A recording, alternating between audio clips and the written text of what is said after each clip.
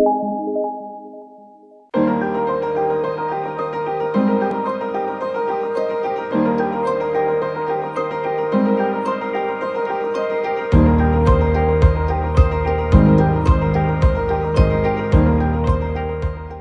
you very much, Talita.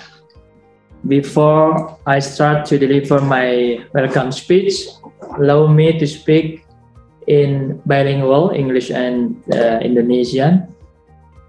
Thank you very much again.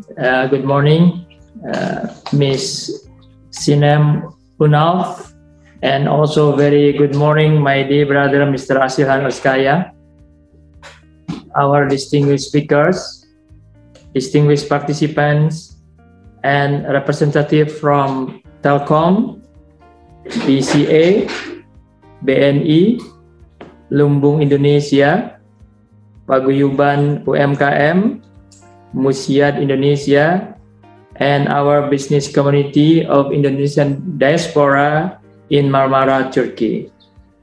Assalamualaikum, merhaba. It is my pleasure to open this auspicious webinar today. I thank you, my friends, Mr. Asilhan Ozkaya, the legal representative of Indomie Turkey, and Ms. Sinem Unalp, Hepsi Global Seller Acquisition Manager, for your enthusiasm to share your knowledge and insight on the market access, opportunities, and business practices in Turkey. Saya juga berterima kasih kepada Ibu dan Bapak pengusaha diaspora Indonesia di Turki, para pengusaha dan pejuang UMKM Indonesia dimanapun berada, perwakilan institusi dan organisasi yang turut aktif mendukung dan memberdayakan UMKM agar dapat go global dan siap ekspor atas partisipasinya pada webinar pagi ini. Ladies and gentlemen, I am pleased to share with you that during 2020, there was substantial increase of the trade balance between Indonesia and Turkey, in particular in the Marmara region, which amounted to 34% increase compared to the previous year. The Marmara region is Indonesia's largest trading partner in Turkey, contributing more than 70% of the total trade value between Indonesia and Turkey. Indonesia's trade volume with the Marmara area in January to November 2021 period increased by 36.3% compared to 2020. That is $869.5 million. The value of Indonesia's export to Marmara are also increased from $758.2 million in 2020 to $1.07 billion in January to November 2021, or an increase of 41.4%. Although the increase is not massive, the value of Indonesia's imports from the Marmara area also increased to $112.9 million from $111.4 million. This is a positive sign for further strengthening of Indonesia-Marmara trade relations. It is also presenting an opportunity for all of you to access the Turkish market and its surrounding regions. Sebagai informasi untuk Bapak dan Ibu pengusaha Indonesia, komoditas ekspor utama Indonesia ke kawasan Marmara pada tahun 2021 adalah produk besi dan baja, synthetic fibers, karet, produk elektronik, timah, footwear, animal and vegetable fats and oils, kendaraan bermotor dan mesin, dan produk olahan kayu seperti plywood. Sementara itu, komoditas impor utama Indonesia dari kawasan Marmara adalah produk mesin dan logam, produk kimia dan mineral, peralatan kesehatan, sintetik, filaments, elektronik, plastik, dan persenjataan, serta amunisi. Selain itu, terdapat juga peluang untuk produk pertanian dan perikanan Indonesia di Turki. Untuk dapat memasuki pasar Turki, Bapak dan Ibu perlu untuk mengetahui karakter dan kebutuhan pasar setempat. Perlu juga untuk mengetahui aspek-aspek legal terkait doing business in Turkey. Untuk itu kami mengajak Mr. Asilhan Ozkaya, salah satu pengacara Turki yang telah aktif lama menangani bisnis perusahaan Indonesia di Turki dan memahami seluk-beluk commercial law setempat. Kami juga mengundang Hepsi Global, platform baru yang dikembangkan oleh Hepsi Burada, salah satu e-commerce terbesar di Turki, yang membuka kesempatan kepada Bapak, Ibu untuk dapat menjangkau konsumen Turki dan negara-negara kawasan melalui digital marketplace yang dikembangkan mereka. Jadi, mohon kegiatan ini bisa dimanfaatkan dan merupakan kesempatan webinar ini untuk dapat menggali aspek legal untuk berbisnis di Turki dan peluang B2C market access ke pasar setempat. Mr. Asilhan and Ms. Sinem, I just informed my colleague, the Indonesian businessman, about the importance of the topic that you are going to share. And I believe that they are looking forward to hear you insight on the market access, opportunities, and business practices in Turkey. I also hope that this webinar will encourage our businessmen to do business in Turkey and perhaps joining the available digital marketplace platform to reach the Turkish and its surrounding region consumers. Ibu Bapak yang terhormat, pandemi tidak membuat kita putus harapan. Selain ada inovasi untuk melewati segala kesulitan yang menghadang, serta kreativitas yang mampu melihat bahwa dalam setiap krisis yang dihadapi terdapat kesempatan bagi kita apabila kita dapat melihatnya secara jeli. Kami juga mengharapkan umpan balik dari Bapak Ibu para peserta webinar dengan mengisi formulir masukan bagi KJR Istanbul untuk selalu dapat berinovasi dalam memajukan perekonomian Indonesia serta mempererat persaudaraan antara Indonesia dan Turki. Saya kira itu saja, tanpa memperpanjang waktu kami persilakan kepada dua speaker untuk memberikan insight-nya mengenai how to do business in Turkey. Assalamualaikum warahmatullahi wabarakatuh. Waalaikumsalam. Thank you so much, Mr. Consul General, for the opening remarks. I would like to remind everyone, please fill the forms, the presence form, so you can also deliver your inspirations and aspirations and ideas to us for our next event. Without further ado, I would like to introduce you to two of our speakers today. The first one is Mr. Asilhan Ozkaya, is the managing partner of Ozkaya Attorneys at Law. His extensive legal experience focused particularly on dispute resolutions, including complex litigation. Asilhan's practice has material concentrations on commercial law, intellectual and industrial property law, labor and employment law, privacy and data protection law as well. Bapak Ibu semua, Mr. Asilhan juga merupakan seorang dosen yang mengajar mata pelajaran hukum di Turki, selain juga menjadi anggota Bar Association di tahun 2009, serta memiliki gelar master degree dari Istanbul Bilgi University. Selain Mr. Asilhan, we also have Ms. Sinem from Hepsi Global. Ms. Sinem is the seller acquisitions manager. She has been graduated from Southern New Hampshire University in USA and has been serving 13 years of work in luxury fashion brands such as Tory Burch, Sergio Rossi, and Gucci. She joined Hepsi Global Team as the seller acquisition manager in April 2021. Now, without further ado, I would like to welcome Mr. Asilhan Ozkaya to deliver his speech for our today's event. Mr. Asilhan, the floor is yours. Terima kasih Pak Konjan. Bismillahirrahmanirrahim. Assalamualaikum warahmatullahi wabarakatuh. Good morning, everyone. I'd like to express my great honor to be a part of this webinar, and I'd like to personally thank Pak Konjan, Mr. Imam Asari, His Excellency. Thank you very much. It's always been a wonderful experience for me to enjoy your mentorship and to feel the closeness of the great and lovely nation of Indonesia.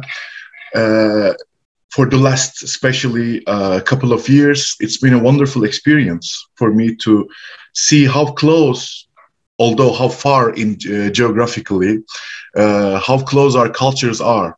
It really amazed and shocked me to see the similarities and the closeness of the two nations. And I believe this is a huge tawafuk to say that it's just the time to introduce these two nations, to make them even closer, because I think we need to be even closer than our ancestors were, because as you know very well, the history of Indonesia and Turkey, back in the day, we were much closer than this. So I think this is also our debt to our ancestors, our common ancestors, to build the bridges among these great nations and brother nations.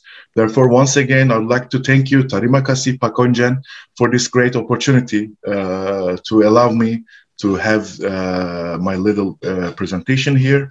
First of all, Pak Jepri, I think I sent you my presentation. If you can just open it, it will be really good. If not, I can also continue through verbal basis. First of all, the participants, ladies and gentlemen, I'd like to start with the situation and the legal structure of the Republic of Turkey. The Turkish Republic is a rule of law country, and we have the Roman law basis of the law system. And as you know, for the last decades, Turkey is a candidate of European Union membership. Therefore, we have enacted a number of legislation in the way of alignment with the European Union law. Therefore, it's possible for me to state that it's quite safe in Turkey to do business compared to, let's say, other parts of the world. Therefore, we have the proper legislative background, and we have the proper law system in Turkey. And I must admit that with the period and time of our president, His Excellency Mr. Erdogan, it is also a huge opportunity for people who would like to invest in Turkey, because his vision always welcomes the investors to Turkey, not only in business-wise, but also in terms of tying the cultures. Therefore, I believe this atmosphere and the conjuncture now in place in Turkey is the perfect example for people who are willing to invest and also doing business in Turkey. I'm not only talking about foreigners investing in Turkey, but also Turkish businessmen meeting with their counterparts in the other parts of the world, and especially Indonesia, because the population and the demographics of Turkey is quite like Indonesian one, but maybe in a smaller scale, because when I learned about the details from Pak Konjan about Indonesian nation, and while I'm doing business with my clients, Indonesian clients in Turkey doing business, namely Indomie Group, when I learned about the culture of Indonesia, I was really happy to see the dynamic population and the close cultures. Ladies and gentlemen, in this presentation, given the time also for the other valued speaker, Ms. Unalp, I'd like to just point out a few points, underline a few points that I deem quite important, but also in the Q&A, questions and answers session, I will be more than happy to answer your possible questions. To start with, doing business in Turkey is actually no different for a foreigner than a Turkish citizen in the main aspects. By saying that, I mean, compared to previous past of the Turkish Republic, I'm talking about like 2 or 3 decades ago. Now it's quite become more utilized and easier for an investment to come into Turkey and start doing business through an easy company establishment. As you know, our 2 countries have newly enacted a visa regime, which is quite easy for both parties to enter the respective countries. Therefore, when an investor comes to Turkey, it's quite easy for them to follow up the procedures and obtain certain approvals to begin doing business in Turkey. One of the parts is an establishment of a permanent establishment in Turkey, PE, which we can take. And one of the best SPVs for the vehicles for this is finding of a company. So it is quite easy for a foreigner to either indulge in business directly as the legal entity overseas or establishing a Turkish company in Turkey owned by 100%, let's say, from an Indonesian company. So company establishment process is quite important.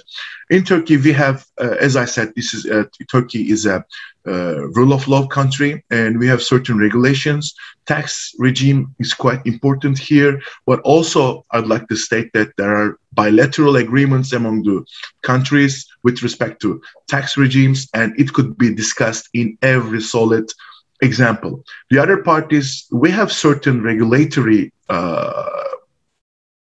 provisions with respect to certain areas of sectors. So this is at first glance might seem a challenging one, but once you get into the business, the regulatory rules are not that difficult to comply with. So once you get the correct and right consulting, it is quite easy to comply, because the idea in Turkey is to help and to assure compliance rather than having it cancelled, or rather than preventing it per se. Therefore, it is possible for us to state that the structural environment in Turkey is very suitable for doing business, because, as I said, Turkey is a rule of law country, and whatever you apply for is always responded by the government and by the regulatory authorities, and it is binding as well for the government and the regulatory authorities by law to respond to the investors, be it Turkish citizen or people from overseas.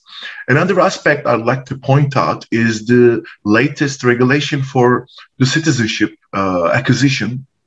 As you know, the Turkish Republic in the past decade had shown tremendous growth, and as part of this, investors are welcome in Turkey, and as a consequence, people are awarded with citizenship.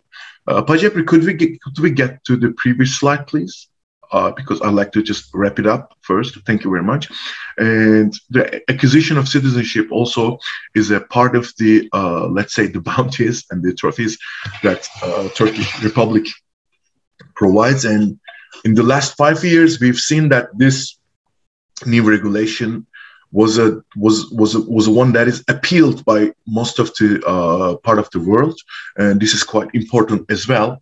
And also, I'd like to point out the strategic areas of investment not from the business wise, of course, but from a legal wise. And I'd like to share with you with some of my experience in the past years between these two lovely countries. Especially tourism is one of the biggest legs that we can build a bridge together between our two countries. I mean, not only speaking as a lawyer, but also speaking as a citizen of Turkey and an admirer of Indonesia. I think tourism is one of the biggest areas that has huge potential of growth.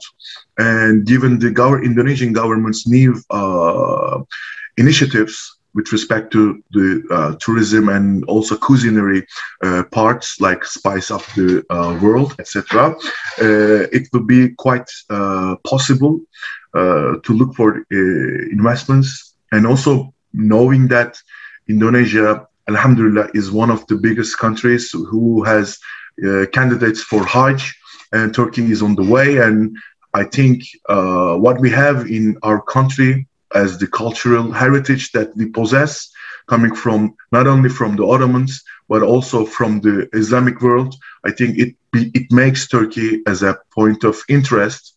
And therefore, the government allows for the foreigners to indulge in tourism business as well, provided that they meet certain criteria. And as I said, these criteria are not hard to meet, but as long as you provide and submit your intention, the government always sanctions that in a good way. And the other part is the mergers and acquisitions point of view.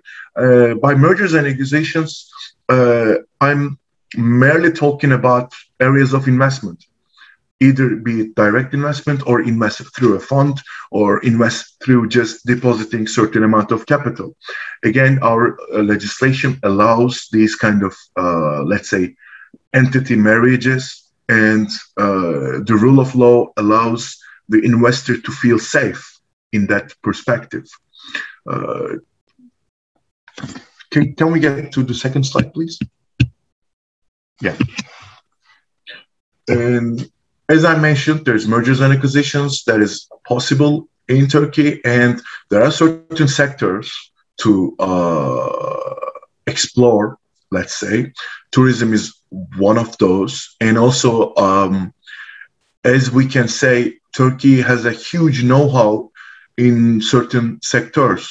Therefore, also Turkish investors are allowed to do business all around the world. And I think Indonesia is also a huge opportunity for them, not only talking about the cultural sense, but also with the opportunities as well as business. But also in Turkey, it is, I'm quite confident to tell that there are lots of opportunities to explore, especially when it comes to cuisine and certain likely interests. So I'd like to talk about a little bit about this investment opportunities, and with like a minimum of $250,000, the government and the law system allows a real person to obtain citizenship.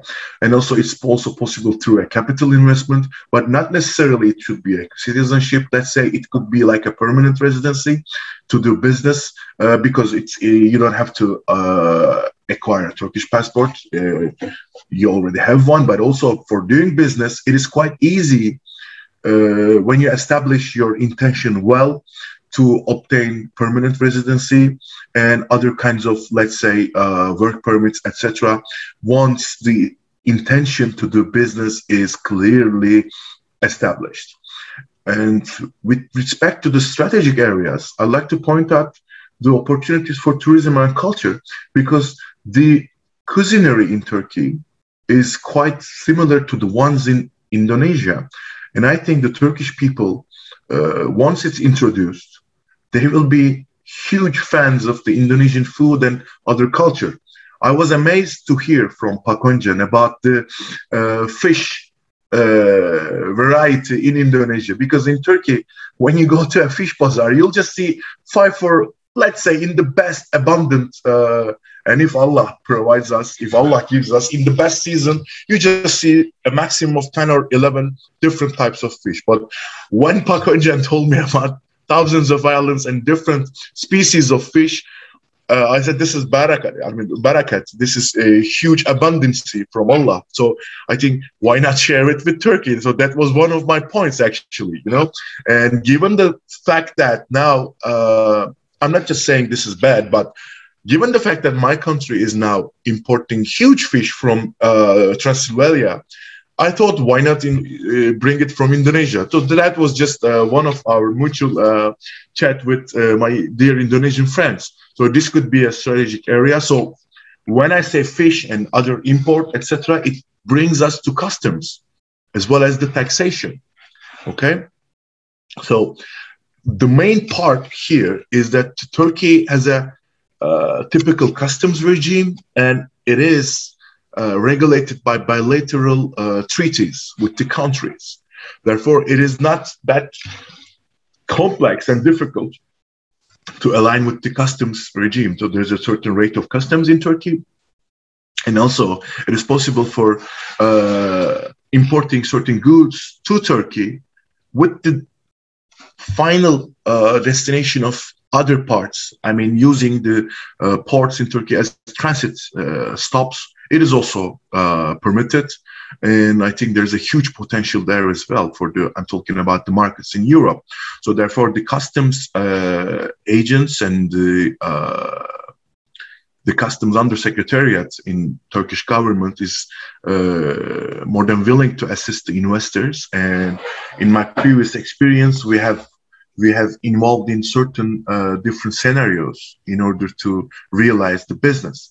So therefore, what I mean by strategic areas, it could be upon a brainstorming, it could be involved, it could be improved, not only with fish, but also other stuff. I think there's a question, Hajepri, from Ibu Nancy, I think. We can answer it later after you finish your speech. Sure, okay. Because I saw the sign like this. All right, no problem. And also, I'd like to point out about the possibilities of tourism. Again, as I said, it is one of the regulated industries in Turkey. Energy, tourism, and certain other, let's say, monetary investments. There are certain sectors in Turkey which are regulated, not necessarily business areas such as trading and etc., but also there are regulated industries.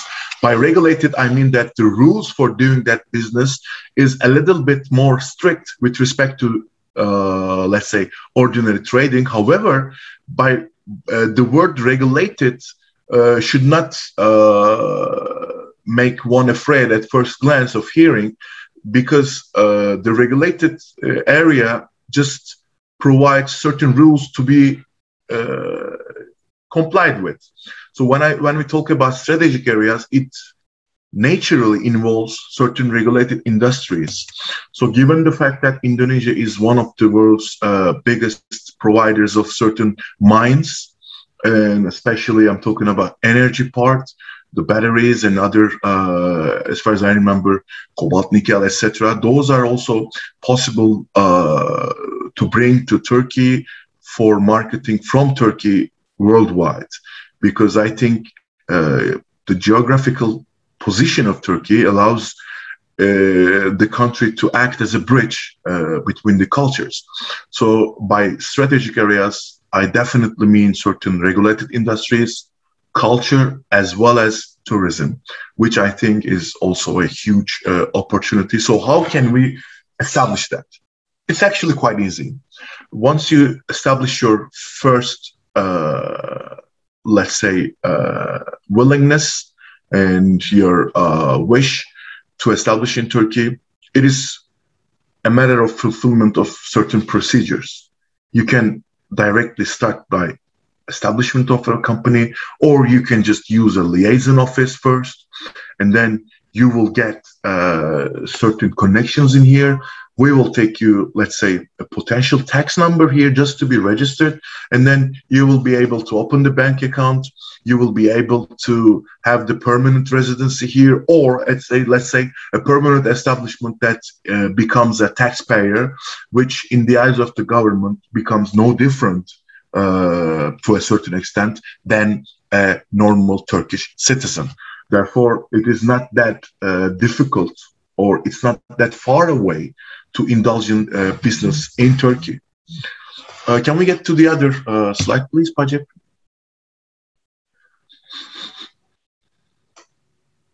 Yeah, I just for the sake of the meeting, I just would like to provide you just a basic information about the company types in Turkey to create, to plant some seeds and to create some idea of how doing business is possible in Turkey. First of all, it is possible for a person to establish a company to limit the liability. Actually, there are two main types of companies in Turkey to be established, and these companies, by the way, could be 100% owned by a foreigner.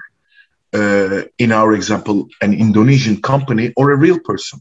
So in Turkey, you can own 100% of a company which is of Turkish origin. So the company will be a Turkish entity, but the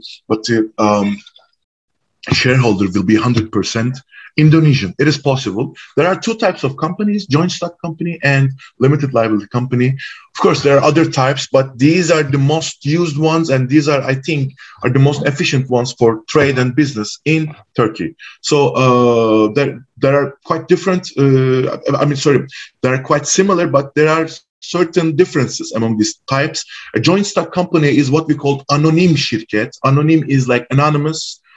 From the word, you can understand that it's just self-explanatory. The anonymous company is for a little bit more open companies which are willing to get further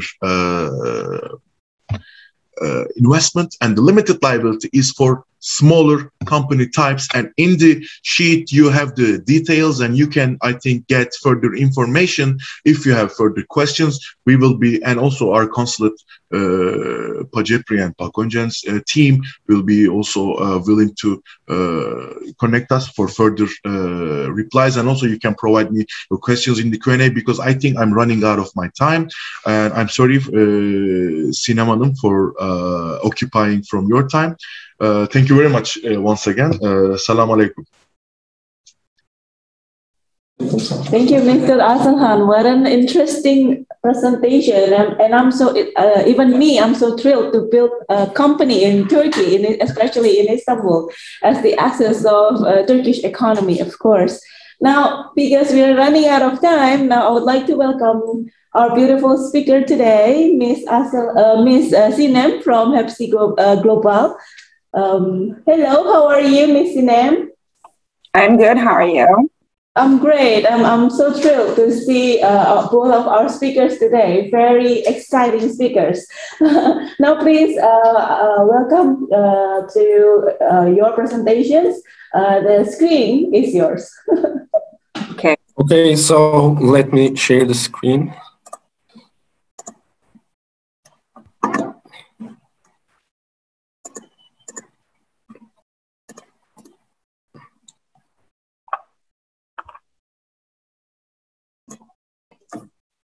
Everybody can see my screen, right? Is there any problem about sharing? Now we can see it. Okay, super nice. Thank you. Hello, everyone. I'm Sinem. I would like to thank you all for joining today's webinar. I would like to thank Consul General as well for inviting us to this wonderful event and providing us the opportunity to introduce our marketplace to many respective Indonesian sellers. In today's agenda, I will talk about three main topics. Firstly, the Turkish e-commerce ecosystem, which is the base of our operations. Then I will talk about the super app of Turkey, Hepsi Burada. And finally, its cross-border arm, Hepsi Global, which is the main agenda of today's session. John, if you can move to the next slide, the third one. So Turkey is a very dynamic market for e-commerce, and consumer behavior is rapidly shifting as the population start to take the smartphones and social media to find and purchase products. And as we all know, the young generation prefers online shopping. And Turkey is the youngest nation in Europe, with 40% of population who is aged below 24, and 70% of the Turkish population is actually making online purchases. Even before the pandemic, actually, there was an excellent sales growth from in 2019, nearly 10% monthly growth occurred. And in 2020, fueled by the pandemic, of course, the market grew by 66% of 66% just in 1 year, and actually reached to $36 billion US. So the growth forecast between 2020 and 2024 indicates that the e-commerce in Turkey will grow by an average of close to 24% annually. It's nearly double of the world average, which is close to 12%. Moreover, if you look at European markets like Spain, Sweden, Germany, United Kingdom, and France, you will realize that the Turkish e-commerce ecosystem's growth rate is significantly higher than the other European markets. So what's the positioning of Hepsiburada in this fast-growing market? Hepsiburada is the super app of Turkey. There are already 45,000 sellers actively selling more than 45 million SKUs. This strong sourcing base is also valid for customers as well. More than 9 million customers are actively selling in our platform, purchasing from our platform. Also, active app users figure is 19 million. Hepsiburada is known by its value-added services to both customers and suppliers. For customers, we have solutions like expedited delivery within Turkey, frictionless return, card splits, instant loan, trade-in, and also we have a very special loyalty club called Legends Club for sellers. And we have other services such as supplier financing, and we also provide advertisement solutions on Hepsiburada. We always try to find to improve the logistics infrastructure in Turkey. For that purpose, we already have 3 companies, which is Hepsi Logistic, Hepsijet, and Hepsimat. And we provide more than 950 pickup and drop-off locations to the end users with Hepsimat we just launched. Of course, we have many more initiatives, and one of them is actually Hepsi Global. We are the cross-border arm of Hepsiburada. We started actually the cross-border side actively last year. I will go back to that within the next slides.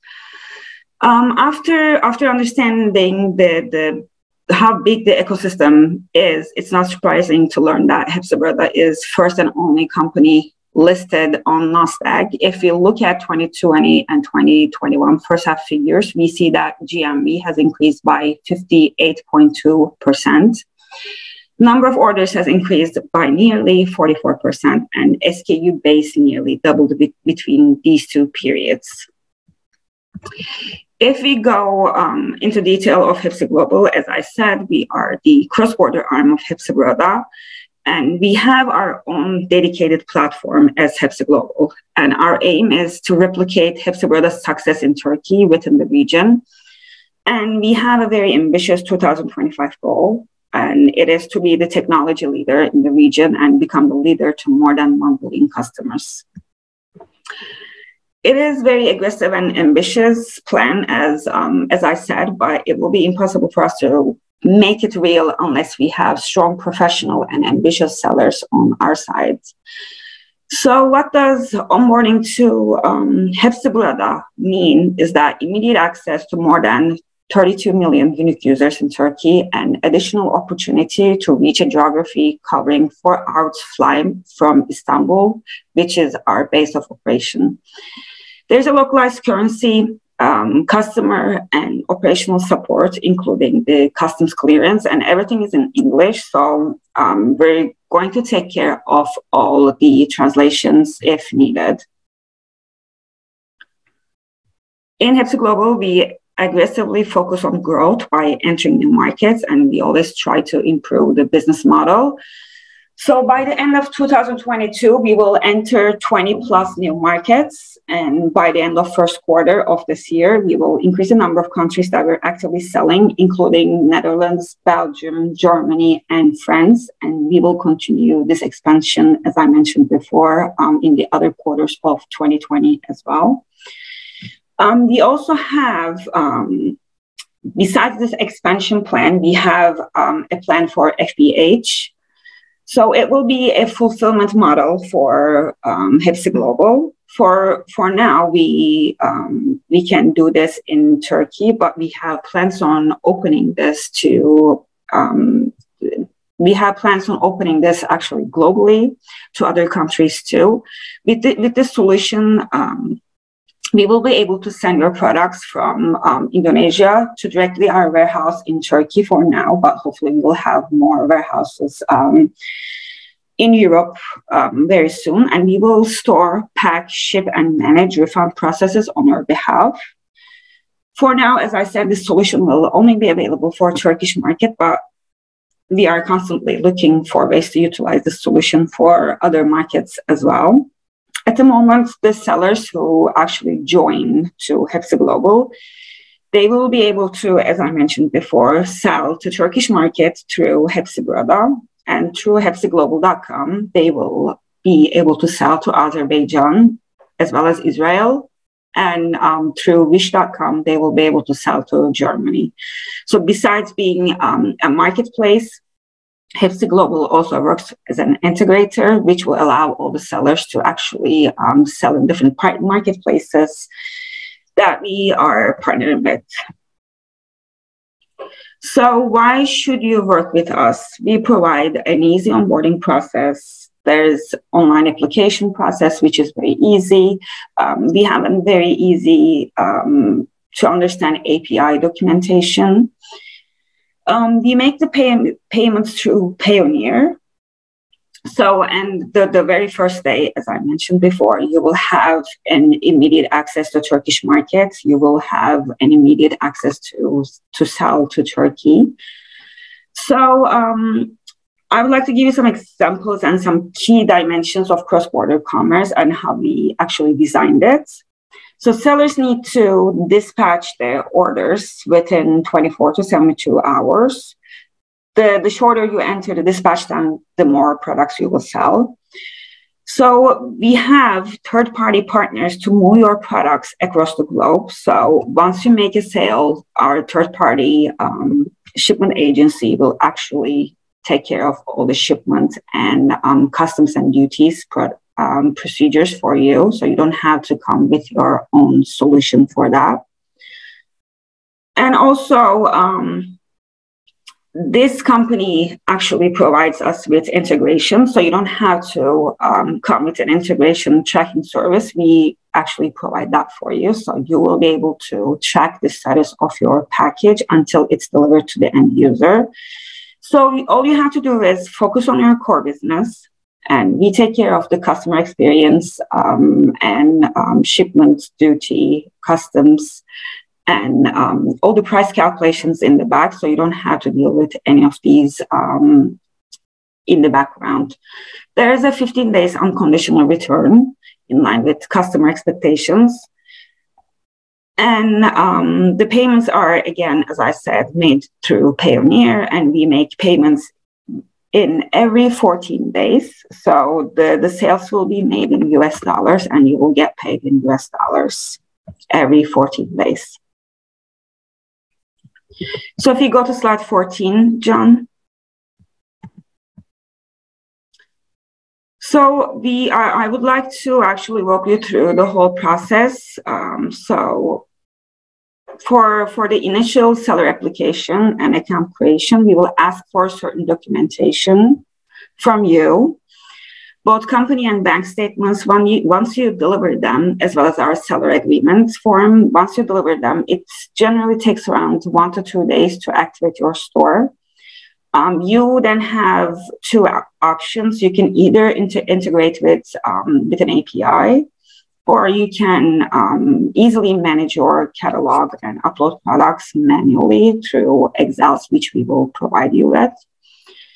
And you will, after we open your store, we will actually set up separate meetings with each and every seller to actually show them how to use our seller portal, how to upload products, and where they can see everything and how to navigate the portal they're going to use. Our product upload language is English. As I said, currency is US dollars.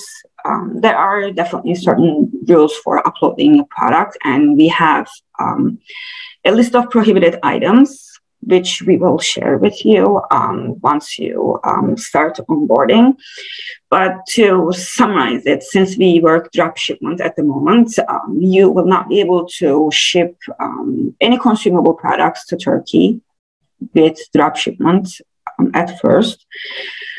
And also we have prohibited items list for Azerbaijan and Israel, and we will have more as we open to more countries. But again, I would like to mention that even though we can't sell consumable products to Turkey, it doesn't mean that you cannot sell it to other countries that we're working with right now. So, for instance, Azerbaijan doesn't have this kind of set rules for consumable products. So we might be able to actually onboard you for Azerbaijan and other global marketplaces besides Hepsiburada.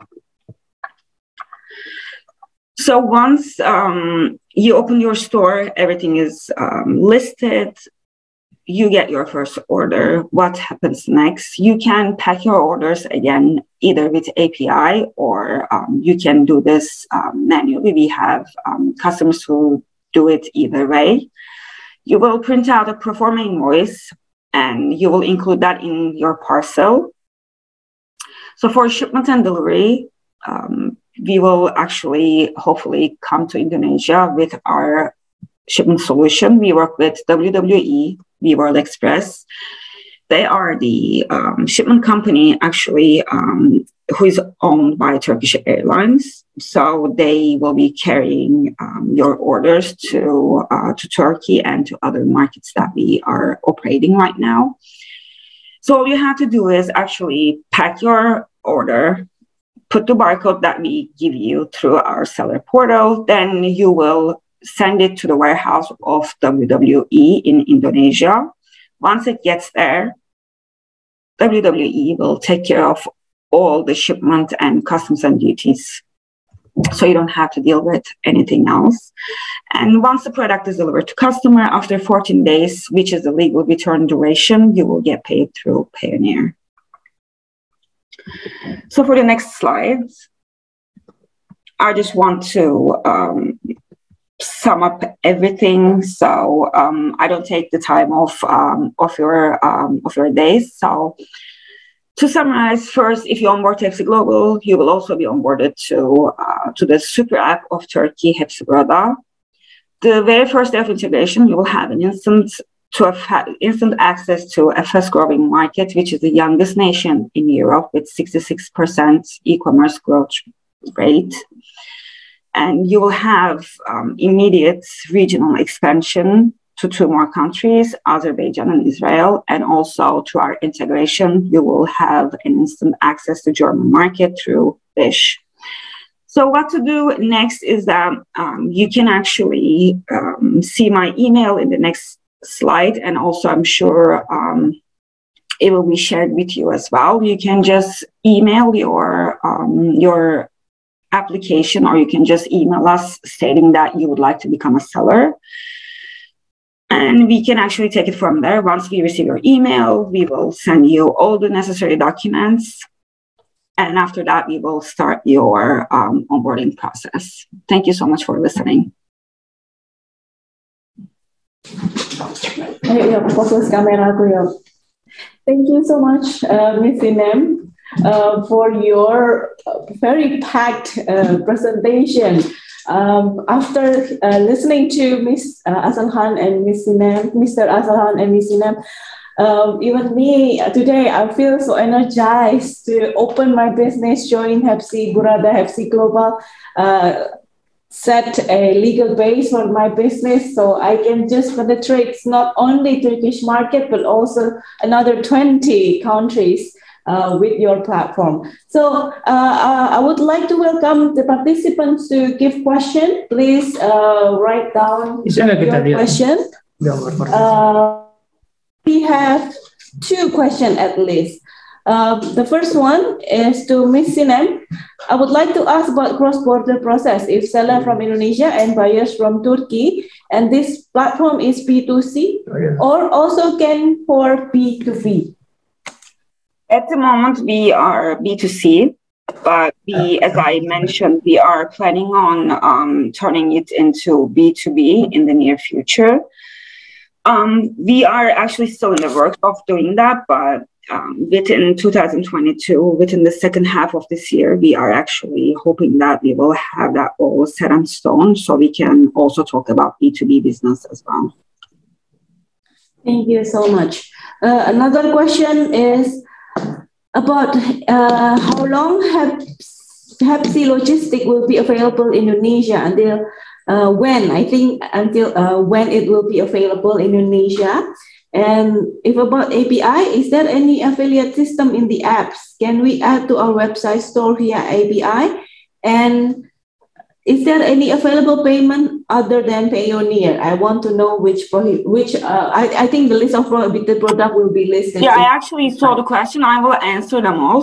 First question, Hepsi Logistic will not be available in Indonesia. It's only for Turkey at the moment, but we will be providing you with a logistics solution with WeWorld Express, WWE. They are owned by Turkish Airlines, so they will be actually carrying your parcels to Turkey and to other countries. So we will come to Indonesia with our own shipment solution, so you don't have to deal with that. All you have to do is, once you receive an order, you will pack it and you will be only responsible to ship it from your warehouse to WeWorld Express's warehouse. After that, we're responsible for everything. So the second question is, we have our own API, so I can actually share that with all the sellers if they would like to reach out to me. So it's a very easy to understand the API process. Once you integrate to our API, you will be able to actually send your whole website or all of your stock and your catalog to us through API. It's pretty easy. So the fees, when it comes to fees, we actually have a 25% commission, but good part is that we don't take it from the sellers. So let me give you an example. Let's say you're selling this pen for $10. So you actually want to add whatever you want to add on top of it. And you say, when I sell this, I want to earn $10 from this. So you list this as $10. We add our commission on top of that, 25%. Then we add all the logistics, marketplace fees, and customs and duties on top of that. So we show our buyers, our customers, a single price listing, which includes everything. So once you receive an order, you will receive $10 payment for the pen that you list for $10. So we actually take the commission from the customer, not from you. So whatever you list your item for, you will get paid for that once you make a sale.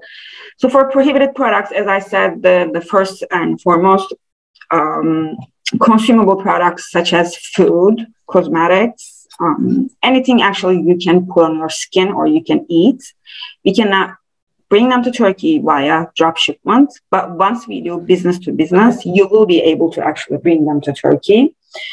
But as I said, these products are not prohibited in Azerbaijan, and some of them are not prohibited in Israel and Germany. So you can actually sell, you can onboard and sell these prohibited products in Turkey to other markets. So we don't only give you one option, we give you several options to sell your products. Okay, I think for the sellers, being diligent to do your own research, to learn about how the system works is also very important, because every country has different list of the products. So the seller must eager to find out by themselves, like what products are okay, what are prohibited, so you can penetrate the market smoothly. I have one question. Also, just want to add one more thing. Also, once the sellers get in touch with us, we actually can provide them with a list that they cannot ship to Turkey, especially. Okay, that's very helpful. For Mr. Asilhan, I have a question. For the smaller companies with smaller capitals, is there any solutions if they also want to build a legal base in Turkey? Thank you very much. Could you please elaborate on the smaller companies? I mean, we're talking about like small to medium-sized companies, yes, right? Yes, SMEs. SMEs. Because Indonesia has a lot of SMEs that interested to invest in Turkey. Okay. Actually, the SMEs, either if they are legal entities or they are doing business as persons, I'm mentioning like real person merchants, they can invest as shareholders in Turkey to set up either limited liability or joint stock company, and the process is quite fast. There should be certain documentation to be fulfilled. I'm talking about certain identification. If the Indonesian company in question, let's say they're doing business as entities, we will be requiring their certificate of activities to be approved by the Turkish embassy or consulate in Indonesia to send to Turkey, and through a power of attorney and with other documents like the passports of directors or managers and the certificate of activities of the SMEs in question, we are applying to trade registry, and it's quite fast. Within a week after the obtaining of all the necessary documentation, it is very easy to set up a Turkish company here, and after the setting up of the company, the business is able to start just like that. They will find an address in Turkey, and it's not either that physical, not necessarily physical. There are certain companies which are providing virtual offices for the mailing purposes, etc. And the tax office, especially Turkish tax administration, is very quite familiar with this system. So without even coming to Turkey, you can duly legally establish your company here. Through a power of attorney proxy given to a lawyer in Turkey. You can just set up the company, and there's no need for the managers also to be resident. There is no need for a company manager or a company shareholder to hold a work permit, to hold a residence permit. No, it's not needed. You can directly invest in the company, because after you invest in the company, after you form your own company, the company itself will be the Turkish citizen. I mean, it will be the Turkish legal entity, and the company itself will have the bank account, will have the either virtual or physical address, and the company itself will have the tax number, which is like an ID. It will be no different than a Turkish citizen. Okay, thank you so much. Can you give us an estimation how much is an SME should prepare if they want to use the service? Can you give just estimation the money that they have to provide for this kind of service? For this kind of service, obtaining from consultancy? Yes. Like from a management consultant or from a lawyer in Turkey, right? Yeah. It differs actually with respect to the business at hand. I mean, if it involves certain further commercial contracts and further complex business forming, of course it differs. But with respect to just company establishment and establishing bookkeeping, payroll services, and other stuff, it differs between let's say $3,000 to $5,000. Just for the initial thing, but also if it's just establishment of company, of course it could be reduced to other amounts. But as I said, it really is connected, I think, and subject to with the nature of the business that the SME is willing to do in Turkey. And there will be monthly costs with respect to the bookkeeping and other types of liabilities. But as I said, it's once you have concluded your agreement and initial engagement with the consultants, it's just quite easy, and everything is just like, let's say, turnkey and being performed by the Turkish professionals here.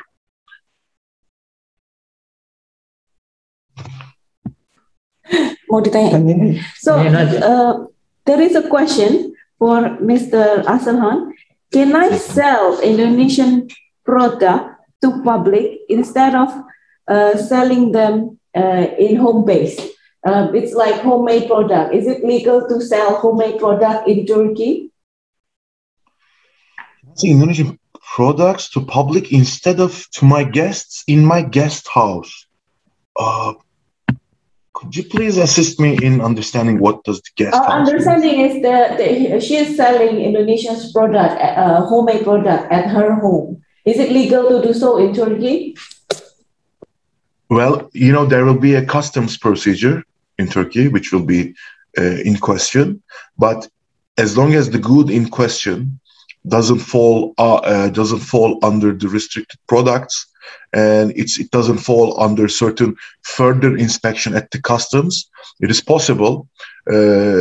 However, there has to be certain procedure to be followed, as you know, because it will be just like the declaration of goods, there will be transportation, there will be the customs phase. There are certain exemptions for customs, but still it has to be duly pictured.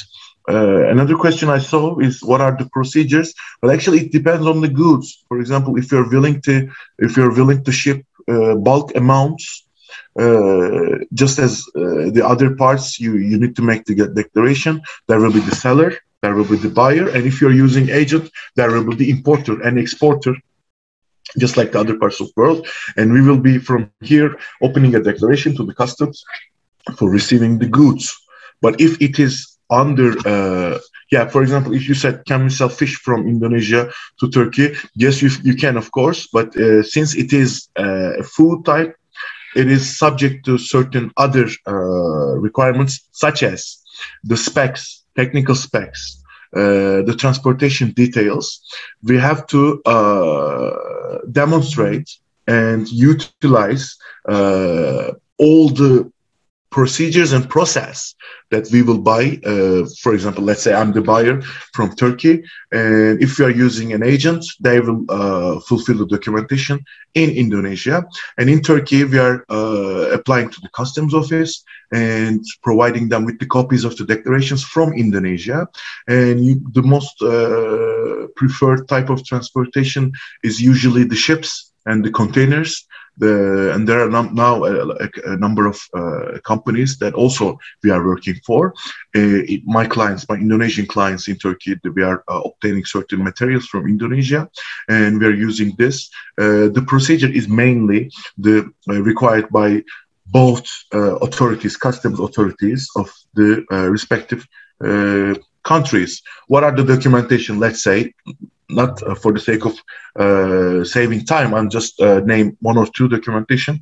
It will be the contract, it will be the payment proof, or let's say advance payment proof, and then you will apply to the customs with the relevant documentation. And when you provide them, you will just release the goods from the warehouse. But if you're willing to transit them to Europe through Turkey, it of course is subject to another procedure.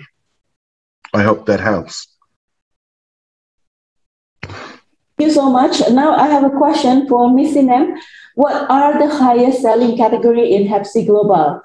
Is it a fashion product? Is it cosmetics? Or is it other stuff like stationery or those things? You're still muted. I realized that. One of the top selling categories for us is mother and baby products. Wow. Also, fashion is our second biggest category. That includes clothing, shoes, and handbags. Also, small domestic appliances, phone accessories, hardware, auto parts, electronics, non-TV, such as like cameras, alarm clocks, media players, and also small domestic appliances are amongst our best-selling categories right now. Interesting question. Are you looking for domestic partners in Indonesia? Logistic, but domestic in Indonesia. Domestic logistic partners. Actually, we are not, to be honest, but being said that, actually we can maybe do a partnership where the sellers who will onboard from Indonesia will be able to use this specific logistics company to actually ship their products from their warehouse to the warehouse of World Express, who will be doing the global shipment procedure. So yeah, we can definitely talk in depth with the respective logistics company and see if that's something that we can actually work with. Another question is, what kind of furniture from Indonesia that Turkish people are interested to import? This one is very particular.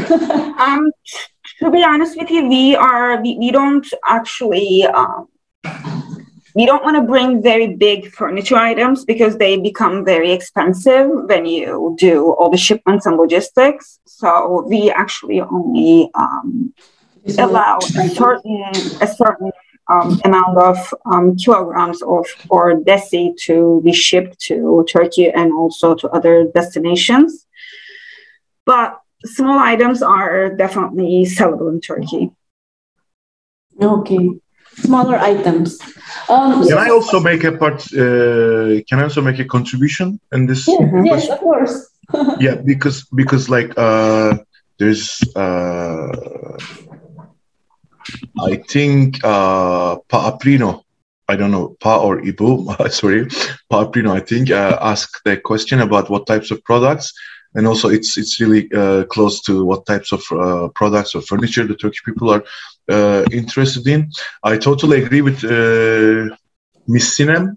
Due to the costs, it might be disadvantageous for them to buy. But when it comes to other types of products, for example, I believe that coffee is one of the amazing, let's say, potentials in Turkey because, you know, as interesting as it is, you know, we have Turkish coffee, etc. But Turkish coffee is the least consumed product in Turkey now. Very interesting because now people are trying to explore further tastes. And to the best of my knowledge, and a huge amount of coffee is imported from other parts of the world. Whereas I think the best quality coffees are in Indonesia. No, that's true because when I came to consulate and to my clients in Indonesia, you know, I never tasted such thing, and I'm still amazed that it's not entered the market in a bulk way. So coffee could be considered. I think I'm not sure how the import will be performed, but that will be good. And also with respect to batik, you know, batik is an amazing type. I also have my batik here myself. You know, a friend from Indonesia brought me one. But the thing is, I think rather than discussing it here, I think it should be done with a thorough investment, the marketing, business development, you know, discoveries and further feasibility studies. And I think there will be huge opportunities, but it should be done. It should be performed through a management consultant or a person who will be willing to provide with further analysis if the information is given in a proper way, I think. Thank you so much. I also would like to just add something to this. So Actually, batik is something that will definitely sell in Turkey and also in other marketplaces in Europe, because people are always looking for handmade products. So that's very actually important for us to showcase that and also showcase your products from Indonesia. So we actually, we think it's very important, and that's a very nice example. And also there's another question about furniture and home decor, saying that if we can sell handicraft made of natural fibers, such as banana tree fiber, rattan. Yes, definitely, 100%. Those are very fashion forward in Turkey and in the world right now. So anything that's made out of rattan or straw or banana tree fiber, they will sell great in Turkey as well as in other marketplaces such as Azerbaijan. And also in European markets too. There is a question, is there any group chat after this meeting? Maybe we will make, we will write your email at our Instagram with the poster of this event. So people who are interested to give a direct question, they can reach you from email. So don't worry if you still have questions to Mr. Asilhan or Ms. Sinem, you can always reach them through email. Okay, sounds good. We have a question from Mr. Kunchoro Wastuwibowo. This is about collaboration between FC Borada and Telkom. Telkom is the biggest telecommunication company in Indonesia. And I think we would like to ask Mr. Kunchoro to ask directly. Could you please open the mic for Mr. Kunchoro so he can ask directly? Okay, thank you. Oh yeah, thank you everybody. Yeah, as you have known that in Telkom Indonesia or and other state-owned company, we are directed to develop digital-based people economy, and Telkom has carried out the duty by developing a new platform for MSME commerce. But since the power for purchasing in Indonesia is quite low due to the COVID pandemic, we choose to open the opportunity for B2B instead. So we asked the SOE in Indonesia, almost 100 SOEs in Indonesia with capability of purchasing of more than 20 trillion rupiah per year. And we can open new opportunities for MSME in that way.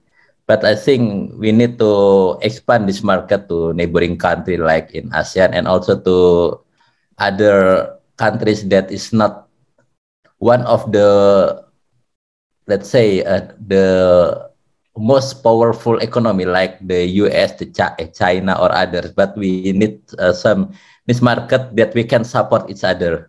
And I think Turkey is a good target for that. So if you don't mind, we'd like to open the, we want the opportunity for collaboration, and we like to start discussing in business and technical context.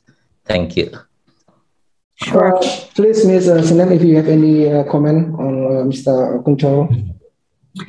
Actually, I can share my email with you, so we can maybe have a separate meeting to discuss this further, so we can look into it in more detail and not rush. But there's definitely an opportunity to actually support our sister countries and neighboring countries and help actually help them all opening to Europe. So as I mentioned, our initial thought was that we would start with the countries that are 4 hours of flight time from Istanbul, where we're based off. But after that, we are actually planning on opening to the US, to Canada, to other countries as well that are far away from our region. So I think that will be a fruitful partnership in the future, in the months and years to come. Thank you so much for the question. Pak Kunchoro, thank you so much for these two inspiring speakers.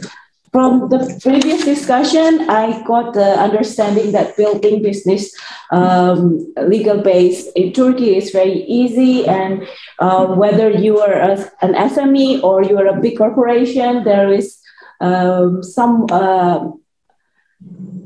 hukum pirosu, what is law bureau that will help you in Turkey. Also, following the progress of the digital sophistications that happens in Turkey, there is also the big company that will assist you to penetrate not only Turkey but also another 20 countries. I think the discussion is quite fire and everyone is eager to ask.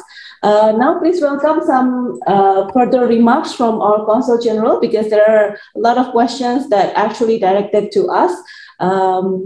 Mr. Consul General, the screen is yours.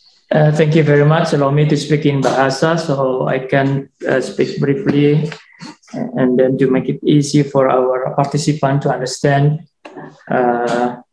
the real situations of economic in Turkey. Terima kasih kepada Bapak, Ibu semua yang hadir. Kami akan membuat resume saja sebetulnya untuk menjawab beberapa pertanyaan. Yang pertama, Bapak Ibu semua jangan ragu untuk mengembangkan bisnis buy up ataupun investasi ke Turki, karena ada beberapa yang perlu kita pertimbangkan. Pertama dari sisi strategik marketnya Turki, yang perlu kita ketahui adalah satu, market domestik Turki sendiri 83 juta. Tapi kalau kita compare, market tersebut sangat kecil sebetulnya, 83 juta. Tapi Anda lihat bahwa Turki merupakan strategic partnernya Uni Eropa, dan Turki terus mengupayakan untuk mendapatkan aksesi menjadi anggota Uni Eropa. Dan untuk itu, dalam upaya-upaya itu, Turki melakukan standarisasi semua sistem custom dan sistem standarisasi produknya mengikuti peraturan yang diterapkan di Uni Eropa. Itu keuntungan pertama. Yang kedua, market Uni Eropa itu besar. Di samping itu juga Turki merupakan salah satu negara strategis di kawasan, yaitu Rusia, yang memiliki market sekitar 250 juta. Belum negara-negara tradisional ekonominya Turki, hubungan ekonominya Turki, seperti negara-negara anggota Turkish speaking countries. Itu ada sekitar 8 negara, dari Kazakhstan, Uzbekistan, Kirgistan, dan lain-lainnya. Itu juga merupakan strategic partnernya Turki. Berikutnya juga negara-negara di Afrika Utara. Jadi kalau kita lihat marketnya, kalau Anda bisa masuk ke Turki, itu sama dengan market ASEAN seluruhnya. Jadi besar sekali peluang market produk-produk Indonesia jika masuk ke Turki. Berikutnya, sebagai data saja, di tahun lalu, tahun 2021, di masa pandemi, Turki menunjukkan pertumbuhan ekonomi yang positif. Di tahun 2020 awal pandemi, Turki menunjukkan pertumbuhan 2%. Dan di tahun 2021 target 5% tercapai. Jadi ini menunjukkan bahwa di tengah pandemi, di mana negara yang berjuang untuk pertumbuhan ekonominya positif dan kebanyakan negatif, Turki sudah leading. Jadi ada dua negara sebetulnya sudah disebutkan berkali-kali, yaitu Cina dan Turki. Di masa pandemi mereka leading di pertumbuhan ekonominya. Berikutnya, kalau kita lihat ekonomi Turki, data terakhir 60% produk Turki, mereka import terhadap produk-produk asing, dan kebanyakan adalah produk-produk raw materials. Kalau dari sisi itu kita leading, kita juga salah satu negara pengekspor besar di produk-produk itu, dan juga produk-produk pertambangan dan segala macam. Itu juga kesempatan untuk masuk ke Turki sangat besar. Dan Turki juga leading di investasi, terlebih dengan situasi sekarang lira cukup terdepresiasi. barang dan properti di Turki akan jadi lebih murah, sehingga memberikan peluang atau intensif yang besar untuk para investor masuk ke Turki. Berikutnya di sisi tourism. Tourism ini tidak hanya kunjungan turis, tetapi juga industri-industri ikutannya seperti horeca, kerajinan. Itu merupakan suatu market yang besar bagi produk-produk Indonesia masuk ke Turki. Seperti batik, kerajinan tangan, handicraft, jewelry, perak, itu sangat diminati oleh turis-turis asing yang datang ke Turki. Target Turki dalam tahun 2021 sebesar 34 juta turis datang sudah melampaui, yaitu 35 juta turis datang di tahun 2021. Di mana sangat ironi, banyak negara di masa pandemi mengalami industri pariwisata yang terpukul.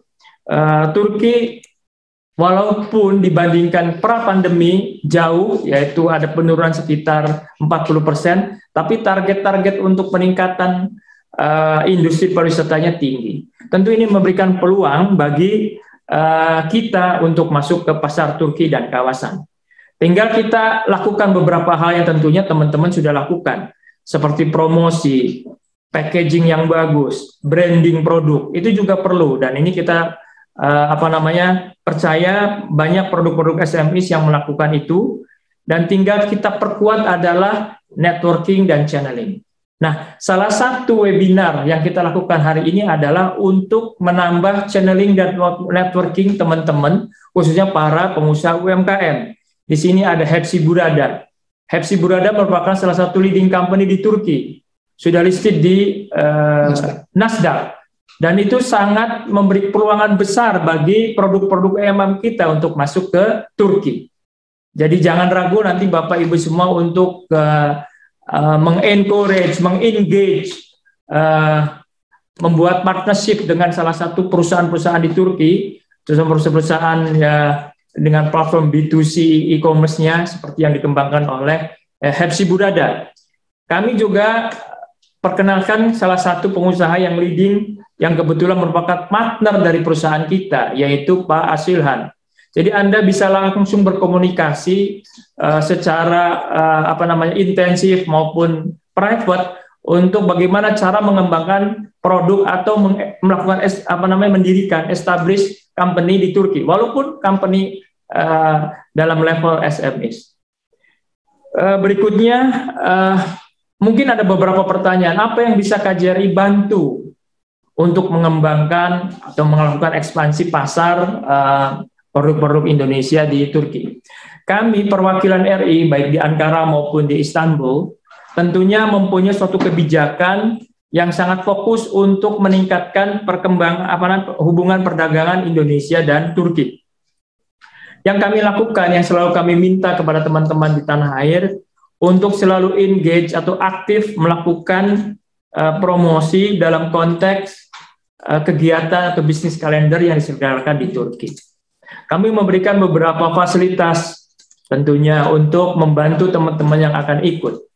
Dan untuk mengetahui kegiatan-kegiatan ekonomi apa saja yang akan dilakukan di Turki, teman-teman bisa langsung menghubungi KJRI.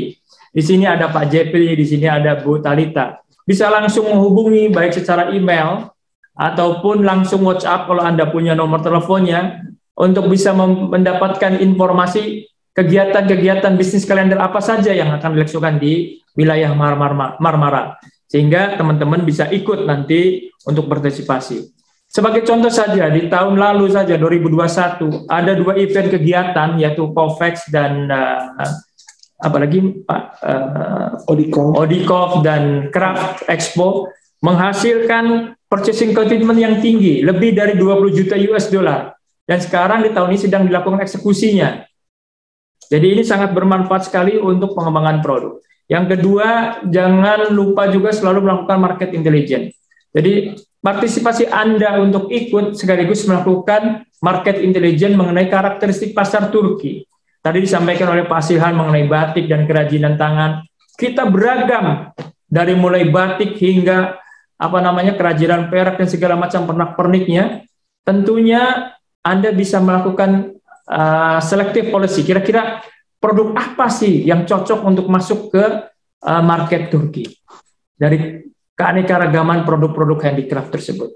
Saya kira mungkin itu saja dari saya, tidak akan banyak waktu yang akan saya ambil. Kami persilahkan kepada teman-teman semua untuk terus engage dan partisipasi dalam webinar ini. Terima kasih. Pak Konjen, if I may add something, Talita. This is actually not adding too much. We share the calendar of event for the expo in Mama region this year. We will share it again. So you can check the calendar event. If you are interested to join one of the expo, you can just contact us. We will share our contact information as well in the chat here. So there are so many expo is coming up from in Mama region, more than 100 expo, and you can check and contact us if you are interested to participate in the expo, so we can facilitate your attendance of the expo. And actually, Ms. Talita, if I may, Ms. Sinama, there are still questions from our participants in Indonesia about how actually the technical ways to join FC Global. So if you can elaborate again for our small and medium companies in Indonesia, if they want to join FC Global, what is the step? So could you please elaborate further? Thank you. Sure. First of all, they would need to email myself or one of my team members, whose email we actually shared in the chat, and I'm sure that will be shared by you later on. So all they have to do is they need to email us saying that they would like to join as a seller. Then we will send them a list of documents that's needed, such as their company documentation, signature circular, and also our seller agreement form, which needs to be stamped and signed in every page. Then they would actually scan that and email back to us. So it's actually an easy process, and the documents that we ask for are reachable by all the sellers.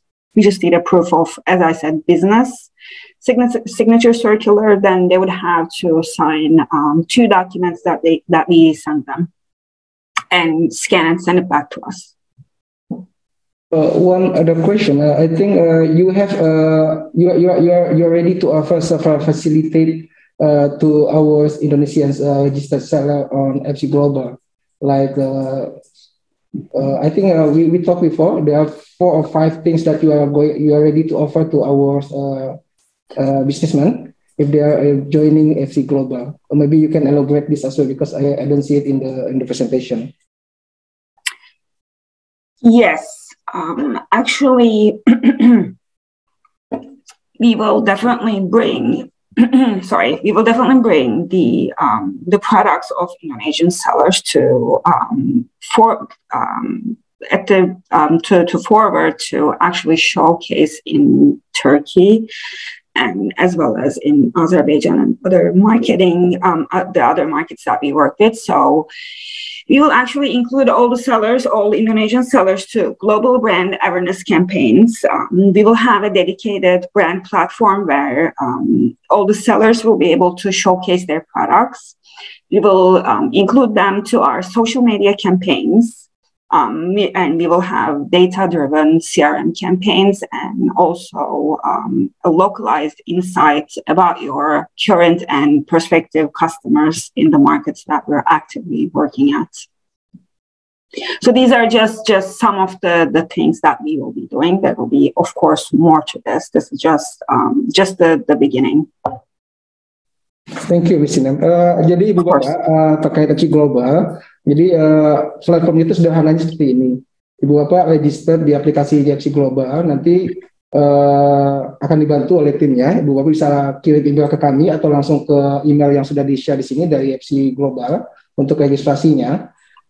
Idenya itu adalah Ibu Bapak walaupun di Indonesia bisa menjangkau konsumen di Turki, di Azerbaijan, di Israel, dan beberapa negara yang tadi disampaikan oleh Ms. Sinem akan dibuka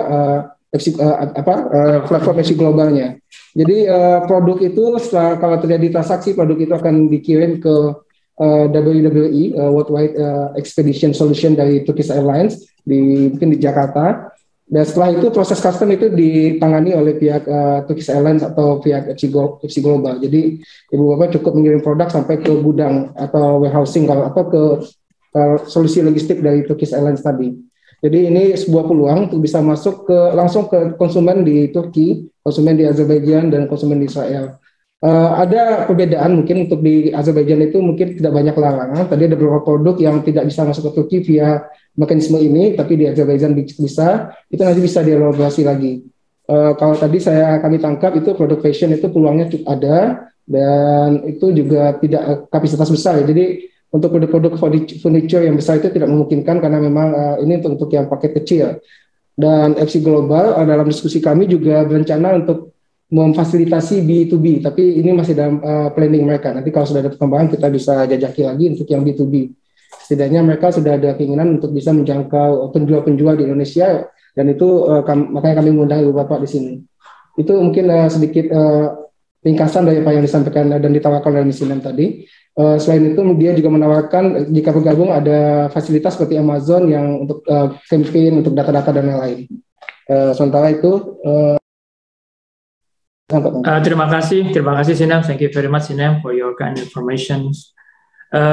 Jadi sebetulnya acara hari ini, event yang kita buat hari ini adalah untuk memperkuat networking dan channeling Bapak Ibu semua untuk pasar Turki dan kawasan. Itu saya mohon jangan disia-siakan ini. Yang kedua, banyak produk-produk UMKM kita yang menjadi unggulan sebetulnya di Turki, seperti produk kopi, coklat, teh, dan lain-lain. Mereka sangat menggemari itu, dan mereka sangat tergantung terhadap produk luar. Seperti Bapak Ibu ketahui, mereka konsumsi coklatnya tinggi, kopinya tinggi, tapi tidak mempunyai perkebunan coklat dan kopi. Begitu juga teh mereka kurang untuk konsumsi dalam negeri. Nah, yang kedua juga produk-produk kerajinan. Kemarin waktu craft, produk-produk seperti anyaman untuk kebutuhan hotel, segala macam, itu mereka sangat minat. Nah, sekarang bagaimana tinggal membuat platform yang lebih simple. Knowing banyak sekali peraturan-peraturan yang diterapkan, dan kita sedang berjuang terus melalui IT SEPA jika melakukan direct trade selling direct trading antara Indonesia dan Turki.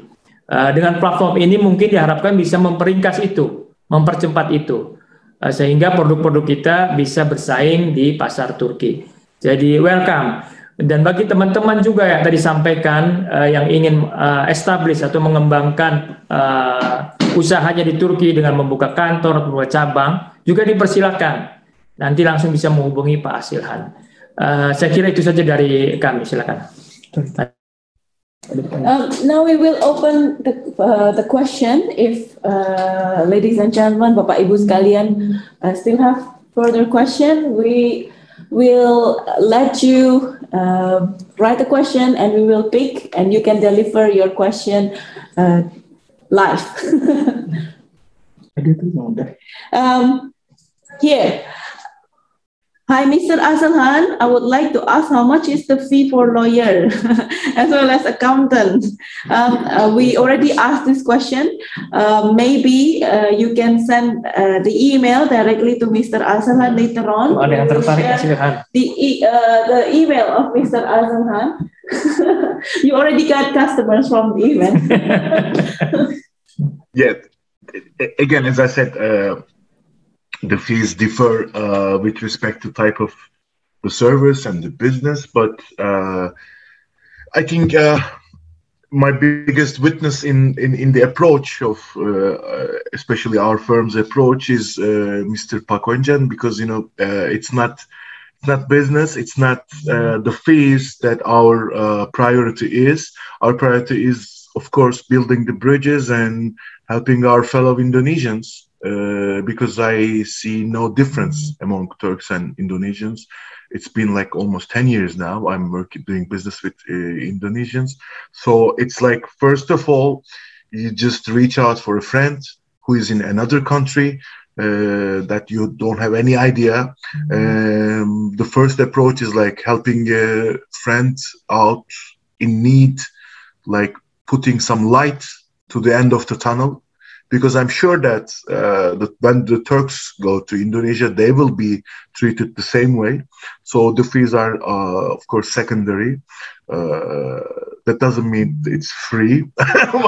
What I'm trying to say is that initially the fees are not of concern. It's just trying to find the best solution, because sometimes even we might say there's no need for, let's say, establishing a company. You can do it from Indonesia, or I will say it should be a PE here, permanent establishment in Turkey. It will be better, etc. So it's like it's that side by side, not on different parts, but side by side to see the opportunities. But roughly speaking, just for company establishment, it's couple $1,000s. It's not that huge budget, but again, as I said, it differs with respect to the business that the people are willing to do, because what we are providing is not only legal advisory. We're trying to act as one place to provide both also business development and investment advisory and management consultancy. So again, as I said, it differs in every different scenario. Thank you. Next question is for Ms. Sinem. What about the return policy? If the platform is cross-country, what kind of return policy is applied in the platform? So we give our customers 14 days of return. So after 14 days, within 14 days, they'll be able to return their products with no questions asked. So what happens is that once the customer decides to return the item, we actually give seller two options. We either ask them if they want to destroy the product, which is a cheaper option than bringing it back to the country of origin. So if they want to destroy it at that country's customs, we will do that. If they want to bring it back to the country, we will assist the seller to bring it back to the prospective company or to country. But the seller will have to pay for the return customs and duties. So they will be responsible. This is a solution we have for now, but hopefully in the future, we actually have plans on having hopefully different warehouses in different countries. So we will actually take care of all the return processes within these warehouses. But for now, to actually move and take actions quicker, this is a solution that we have, and many of our sellers actually destroy the product, which is actually in the end cheaper for them.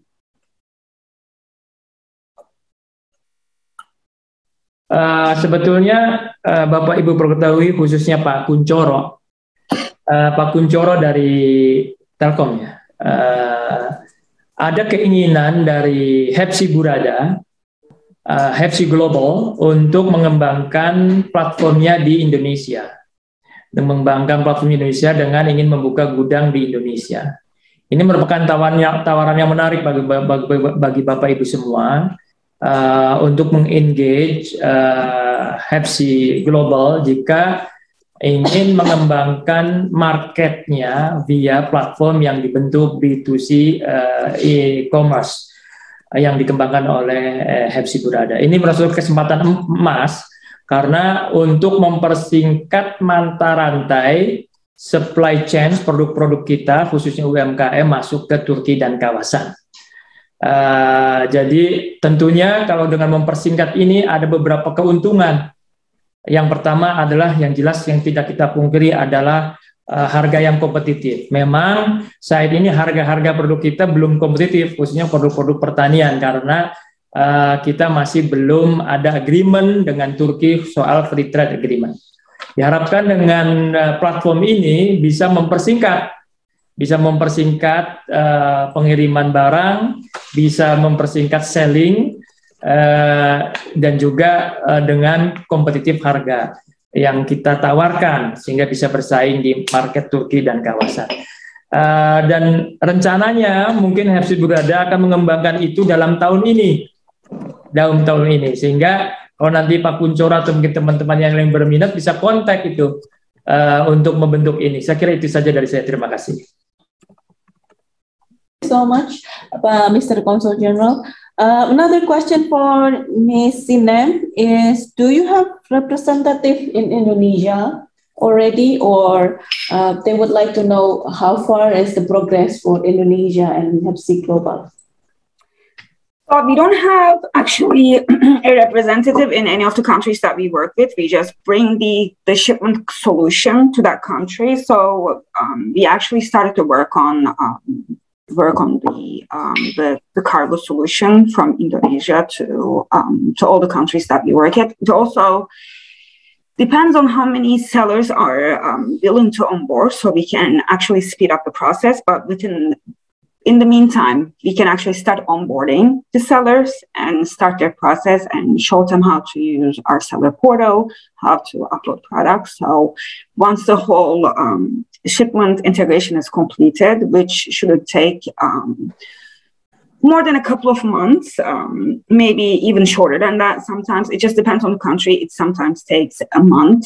Sometimes it takes 2 months. So we will definitely keep you in the loop within this progress. But as I said, if we have more sellers, the process will go faster. But we have actually seller management team who will be able to assist the sellers throughout the way.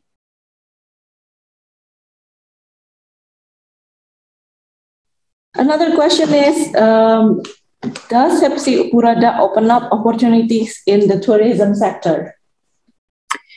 Not at the moment, unfortunately.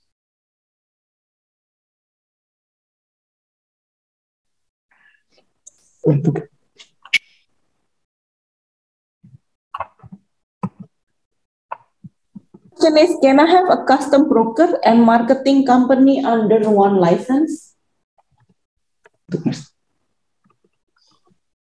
Yeah. I received also the message. I think the question is asked for a presence in Turkey. So a Turkish company, because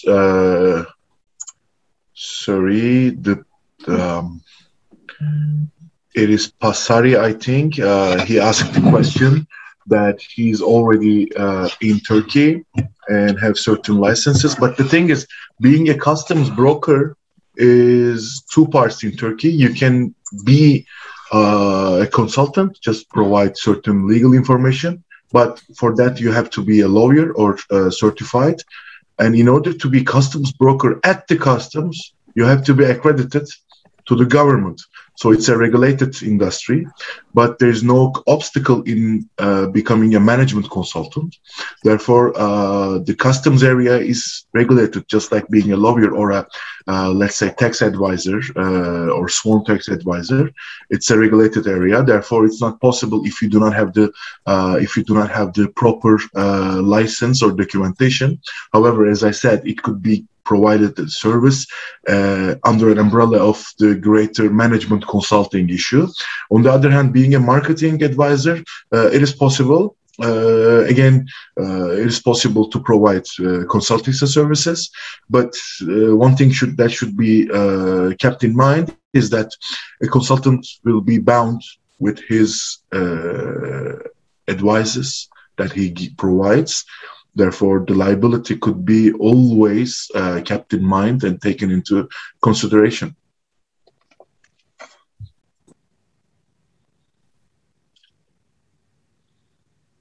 I think that serves the question. Good question.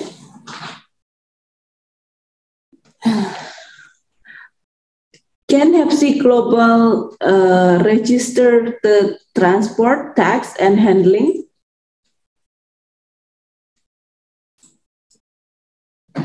This question is regarding pricing. Ms. Sinem? Yes. Please explain further about the pricing. Sure. So what the seller needs to do is they just need to give us the price of the product they want to list.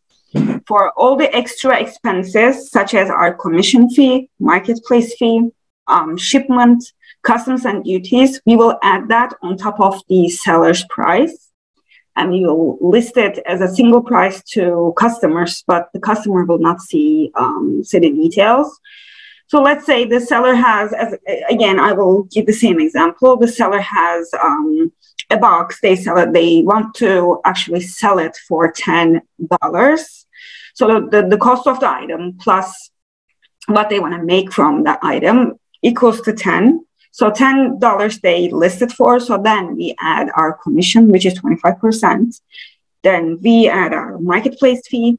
Then based on the weight of the item and which country it's going to, we calculate the duties and customs and shipment on top of that. So let's say they send it to us for $10, it will be listed for 15. So once the customer buys it, we will pay, after 14 days, we will pay $10 to the seller, and the extra 5 will be our commission and also our spendings for customs duties and shipments. Kalau butuh penerjemahan ya Bapak Ibu, untuk setting price nanti Hepsi Burada, Hepsi Global ini akan menambahkan ongkos custom dan pajak dari barang yang Bapak Ibu jual. Jadi semisal sebuah pena itu dijual dengan harga $10, Hepsi Burada itu akan menambahkan ongkos kirim, pajak dan biaya-biaya lainnya ke harga yang diminta oleh Bapak Ibu tadi. Jadi semisal Bapak Ibu mau jual pena ini seharga 100.000, nanti mereka akan menambahkan keuntungan dan custom dari pena tersebut. Tapi tidak perlu khawatir, nanti jika barangnya laku akan dibayarkan setelah 14 hari kerja, dan juga ketika dikembalikan barang tersebut akan ditampung di pusat mereka, dan kita memiliki 2 pilihan, apakah mau dipulangkan kembali ke Indonesia ataukah barang tersebut akan dihancurkan.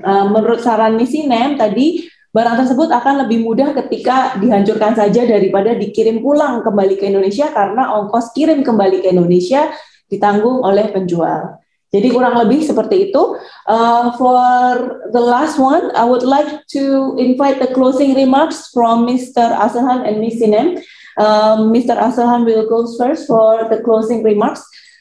Please, the screen is yours. Okay, thank you very much. Thank you very much. Actually, it was an amazing opportunity. Thanks a lot for this great opportunity. Pak Wanjan, I'd like to thank you first, and also the team of Pak Wanjan, our consulate here. Thanks a lot for this great webinar. I hope it served its purpose. And also I'd like to thank the other participants and also Ms. Sinem Unalp. And just one quick remark I have to make. Me and my wife, we are quite good customers of Hepsi Burada. I'd like to thank Hepsi Burada once again, because especially my son loves it. Why? Because I almost buy all the Lego from Hepsi Burada, and it's quite fast. And it's, for me, the best thing in e-commerce is trust. Even if you don't have the good, they just tell you, we don't have it, here's your money, refund. I mean, it's very rarely happens, but it's a great platform to trust, and I hope it will be as successful as they are now. So getting back to our topic again, I think I've provided my contact information, and also Pajeti has the information. Please do not hesitate to ask anything at all. As I said, I have this huge feeling for Indonesia and Indonesian people. Never consider this just as a professional relationship, you know, attorney service, attorney fee, etc. No, just reach out whenever you need any question to me. I've provided my personal mobile in the chat section. You can reach me at any time. I'll be more than willing to assist you in your problems and in your questions. And in the future, I think it will be great for us to explore the opportunities together. And especially, as I said, the strategic areas are quite virgin territory now. And I think we need to seize this opportunity both in both ways, both business ways and also cultural ways. We need to create this bridge together for these great nations, because when you come here, you will see that there's more than meets the eye. I'm talking about the similarities between the countries. I really feel it will be an unbreakable bond with these two countries. Again, as I said, everything is an answer in Turkey. Everything you find a solution within the legal way, without going into other stuff. Within the legal way, the country itself, with the leadership of our president now, the country itself welcomes the investors. Don't forget that, please. Either you don't have the, let's say, the form or the type of investment which doesn't fit in the situation.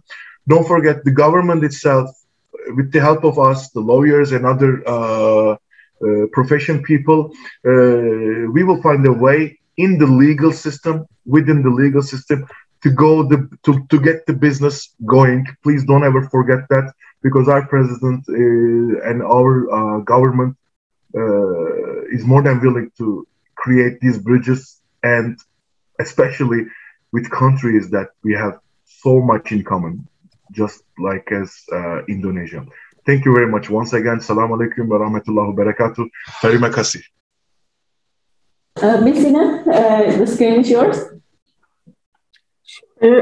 Thank you so much for attending the webinar and listening to me, and actually being eager to learn more about Turkish market and our marketplace. So if you have any questions, concerns, please email directly to me or to one of my coworkers. We will be able to get back to you within the same day. And we're looking forward to a successful partnership between the both countries. Thank you so much for both of your presentation. It's very enlightening, and I feel encouraged to penetrate the Turkish market, because doing business is easy and the opportunities is crazy. Yes. I would like to invite Mr. Jeffrey for small remarks that he will give regarding the follow-up of this event. Thank you, Talita. First, thank you, Ms. Sinem, for your great insight for this discussion this morning. Actually, I noted two kinds of collaboration that we can explore after this meeting. First is the B2C access. We will discuss later on with you and your teams about how we proceed after this meeting. The second one is for the B2B cooperation. At least you got a request. We got a request from Telkom, the biggest telecommunication company in Indonesia, and they also have a very strong presence in terms of digital market. Market and startup business. So we will proceed to this platform, the B2C and B2B. If you don't mind, I will talk with you after this meeting, and we can set up further follow-up. For Pak Asilhan, thank you for your remarks. I think if you can put more detail, like guidance for our businessmen who would like to set up company here, it will be much more easier for them to understand the step. So we are waiting for this kind of guideline that you can provide us and our businessmen. Terakhir, Sure. Terakhir untuk Ibu Bapak semua, semoga sudah mengisi daftar hadir dan mengisi nomor teleponnya, nomor HP-nya. Jadi karena sudah banyak sekali permintaan di sini, kami akan set up WA group untuk peserta yang hadir di sini, dan mungkin yang lainnya tidak sempat hadir di sini. Jadi kalau nanti nomor HP sudah ada, nanti kita akan set up berdasarkan nomor HP yang ada di daftar hadir tadi. WA group untuk akses market, akses pasar ke Turki. Jadi nanti dalam beberapa hari ini akan kami usahakan. Jadi untuk Bapak Ibu Bapak yang belum mengisi daftar hadir, mohon diisi Pak. Jadi kita bisa saling connect dan saling terhubung dan bisa berdiskusi lebih lanjut. Itu saja untuk follow up ke depan. Selanjutnya silakan Talita. Now I give the floor to Mr. Consul General for the closing remarks. Thank you. Thank you very much, Talita. First of all, I would like to say highly appreciation for Pak Asilhan Ozkaya, my dear brother. And also thank you very much for Ibu or Madam Sinem from HEPSI Global.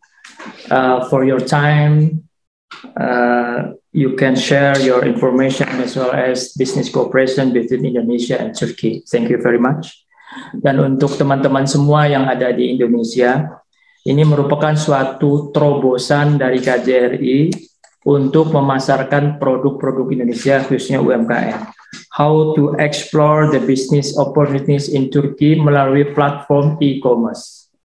Selama ini kita mengembangkan kerjasama ekonomi, peningkatan perdagangan melalui mekanisme konvensi manual biasa dengan pameran, tapi kita coba untuk tahun ini kita maju selangkah lagi untuk mengembangkan produk-produk UMKM kita melalui platform e-commerce, B2C e-commerce platform yang kita kembangkan sehingga diharapkan dalam tahun 2021 ini hasil dari diskusi pagi ini, sore ini, atau mungkin malam ini di Indonesia bisa di follow up sehingga dalam tahun ini kita bisa canangkan ekspansi pasar produk-produk UMKM kita ke Turki melalui platform e-commerce. Diharapkan produk-produk kita bisa bersaing dengan produk-produk lain di pasar Turki. Saya kira itu saja, kita tunggu follow up-nya, kita tunggu eksekusinya, dan terima kasih sekali atas partisipasi teman-teman semua di Indonesia. Dalam hal ini ada Telkom yang tertarik untuk mengembangkan kerjasama lebih lanjut, juga teman-teman dari Musiat Indonesia, ada Ibu Ina Hartati, nanti bisa Bu Ina produk kopinya bisa dijual melalui e-commerce ini Bu. Tidak harus melalui toko-toko tradisional yang tersebar di Turki, tapi juga bisa masuk melalui platform ini, dan juga teman-teman yang lain. Percayalah, di tengah pandemi banyak jalan dari kita untuk mengembangkan market kita keluar. Dan Turki merupakan salah satu negara yang paling siap di tengah pandemi untuk mengembangkan bisnis kita di bidang perdagangan, turisme maupun jasa. Saya kira itu. Terima kasih. Assalamualaikum warahmatullahi wabarakatuh. Waalaikumsalam. Thank you so much for the closing remark, Mr. Consul General. Thank you so much, everyone, ladies and gentlemen. Peirar Hanemlar, terima kasih sudah hadir dalam kegiatan kita hari ini. Sebagai penutup, orang Indonesia kita suka pantun nih. Pantun is one of Indonesia's culture that maybe Mr. Asilhan and Miss Sinem rarely hear, but Indonesians love pantun very much. So if you want to penetrate Indonesian market, you have to learn about pantun. Pantun penutup kita hari ini adalah jalan-jalan ke Cirebon, tidak lupa beli mega mendung. Penonton riang pikiran on, ulet giat pasti jadi untung. Istanbul, kota bersejarah, makan baklava berjuta rasa. Ekonomi ngebul terus bergairah, Indonesia pasti bisa. Wassalamualaikum warahmatullahi wabarakatuh. Sampai jumpa di webinar KJRI Istanbul berikutnya. Wassalam, bye-bye. Ibu Bapak, tolong hidupkan kameranya biar kita foto lengkap dulu. Mohon yang belum hidupkan kameranya dihidupkan, nanti akan dipandu oleh admin untuk foto bersama. Silakan Mas Yoga. Family photo please. Kita bagi screen pertama, siap-siap senyum. Screen kedua. Lanjut. Screen ketiga. Baik, terima kasih. Sampai jumpa. Bagi yang tadi terlewat, email juga akan kami pasang di IG sehingga Bapak Ibu semua bisa menghubungi pembicara-pembicara kita hari ini. Wassalamualaikum warahmatullahi wabarakatuh. Sampai jumpa di webinar berikutnya. Salam.